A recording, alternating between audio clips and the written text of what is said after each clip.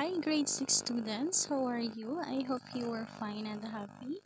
So, for today, we're going to study about the lesson 12 in your CE manual. Okay?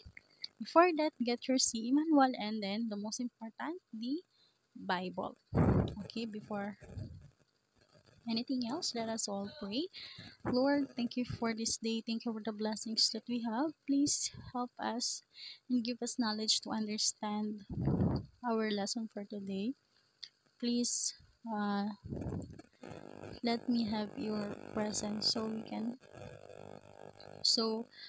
we can have full understanding of what we're going to do. In Jesus' name we pray. Amen. Okay, so now let's have our memory verse from Romans chapter 13 verse 1. Let everyone be subject to the governing authorities, for there is no authority except that which God has established. The authorities that exist have been established by God. Okay, so from the story of David as the anointed by the God, we can see that the authorities that been established by God was strong and can face all the challenges they may conquer in life. Okay, so in this verse it shows that we always need to seek for the help of God in everything, even though by establishing the authorities or anything that we may do. Okay, so for today, I want you to open your Bible from form for chapter King 1, chapter 1, verse 15 to 40. I want you to read that and then we're going to answer the questions in your CE manual. The 8 question is your CE manual. I will give you 5 minutes. I will and then pause this video and do your activity. Okay. Okay, so now let's check your answer. First question, what was David's condition before his life was ended? Okay, so the answer here is he was old and weak, according to the Bible. Okay, who among David's sons appointed himself as his successor to the throne? Si Adonijah. Nung malaman niya na ang papa niya na si King David is mahina na at matanda, is nag-self-proclaim na siya at sinabi niya na I will be the next king of Israel. Next, what did he do to proclaim himself as the next king? Ayan. So, he has sacrificed great numbers of cattle, fattened calves and sheep, and at saka in-invite niya pa yung lahat ng anak ng hari. Kasama na si Abiathar, the priest, and Joab, the commander of the army. Next question.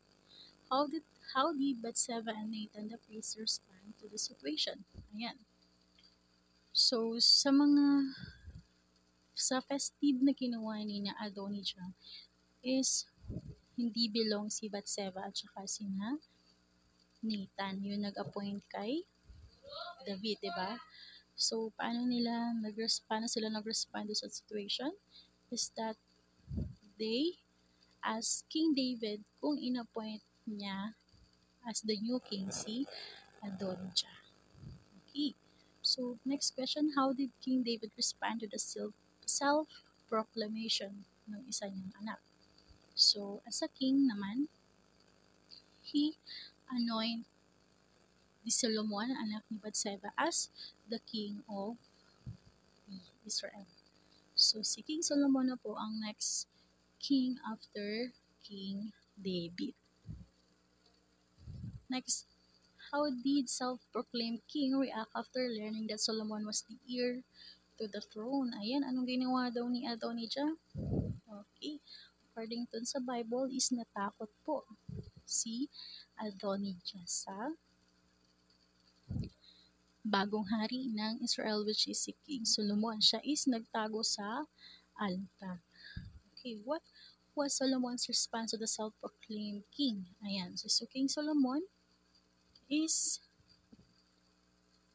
tinanggap niya lang po yung ginawa ni Adonijah and um, sinabi niya na wag ng matapos.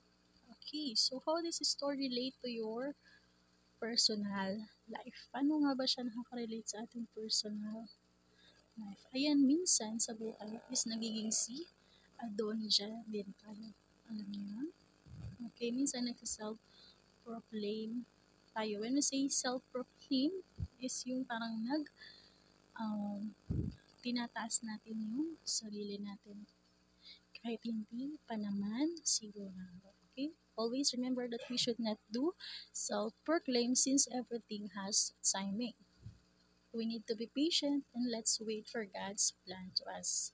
Ayan, palaging natin sinasabi na si God is laging may planong maganda sa atin. Kung tayo ay basta-basta lang gagawa ng mga bagay-bagay, so, maaari na masama ang kalalabasan. So, kapag hinintay lang natin yung plano ni God para sa atin is magiging maganda ang result. So, always remember that we can't be like Adonijah. Let's just be the King Solomon who wait for his time. Ayan. So now, let's proceed to our think about this. Okay.